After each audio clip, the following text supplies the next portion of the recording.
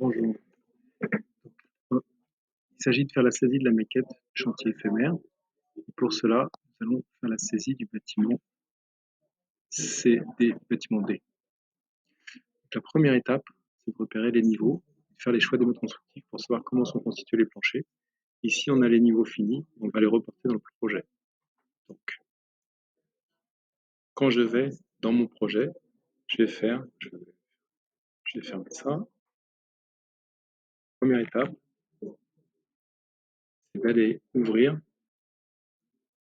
le fichier amorce mai 2023. Je l'ouvre.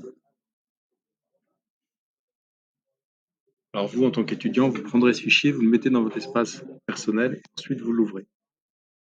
Là, je vais le renommer, je vais faire enregistrer sous, de façon à ne pas modifier le fichier amorce, et je vais l'appeler projet éphémère.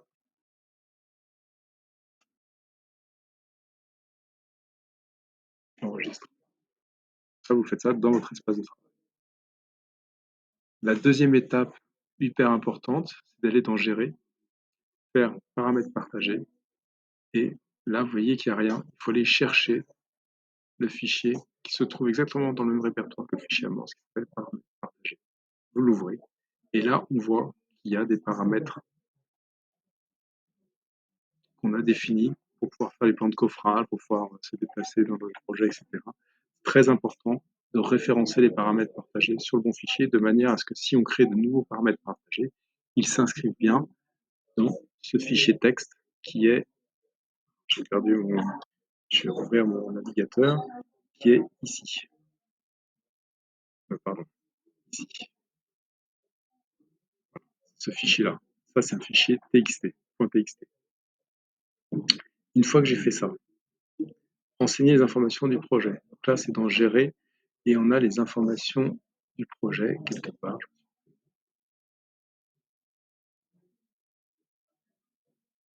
Paramètres du projet, c'est pas ça. Paramètres partagés, paramètres locaux, informations sur le projet. Et là, vous allez pouvoir renseigner le nom du bâtiment, c'est éphémère, le nom du projeteur, de l'auteur, et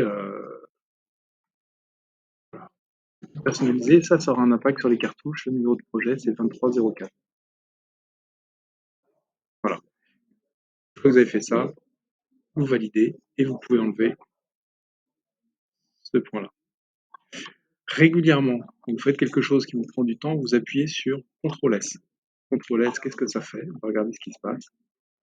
Ça a créé un projet qui s'appelle projet éphémère.001, qui est une sauvegarde ponctuelle qui est faite à 13h48. Je continue à bosser sur ce fichier-là, et peut-être dans 5 minutes, je referai CTRL-S et il me refera un point de restauration. Très important, parce que si jamais le PC bug, ou si le réseau bug, si vous avez n'importe quel problème, eh bien, vous pourrez revenir à l'étape précédente. Surtout, n'attendez pas 8 heures avant de faire un CTRL plus S. Ensuite, donc ça, on l'a fait aussi.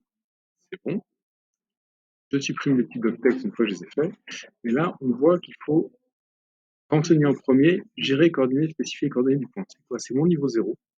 Mon niveau 0 fini, je vais le mettre à 0.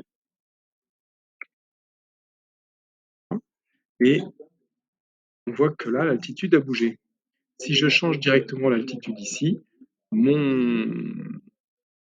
niveau local va bouger. Comment faire ça sans que le niveau local bouge? Je vais regarder ici, je vois que mon niveau 0, il est à 2140 MGF. Donc je vais faire gérer. C'est pas présenté comme d'habitude. Gérer.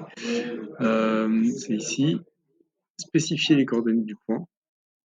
Je clique sur mon niveau 0 et je lui saisis 21,40 mètres. Je vais spécifier l'unité, parce que peut-être que je suis en centimètres par défaut, peut-être que je suis en mètres, je me souviens plus comment il configure le fichier. Dans le doute, je mets mètres, ou alors je tape 21,40 cm, comme vous voulez, et je valide. On a l'impression qu'il ne se passe rien, sauf que quand vous regardez, si je reviens en arrière, regardez, je suis passé de 98,50 ici à 21,40. Ça veut dire qu'on a bougé ce niveau en altitude. même si relativement, on a l'impression qu'il ne s'est rien passé. Une fois que vous avez fait ça, vous pouvez supprimer le texte. Le niveau est bien paramétré. Ensuite, saisir tous les niveaux finis, vérifier les hauteurs des tâches, les planchers bruts seront saisis en le décalant au niveau fini. Voilà. Donc là, on va saisir tous les niveaux finis. Et quand on saisira nos planchers après, on les décalera par rapport à ce niveau. Par exemple, si imaginons qu'il y a une chape de 6 ici, eh bien on décalera notre plancher brut pour qu'il soit sous niveau fini. Donc là, c'est très simple. Je vais prendre les niveaux finis. Niveau 1, j'ai 24,05 ou en local 2,65. Je vais taper 2,65 ici. Voilà. Le niveau suivant, c'est 5,30.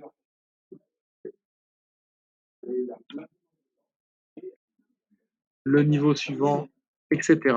Je vais finir ça et on voit que là, on vérifie bien que mes niveaux sont basculés à 24,05 et 26,70. 24,05, 26,70, etc. Je finalise tous mes niveaux comme je viens de le faire et on va voir après pour créer la grille.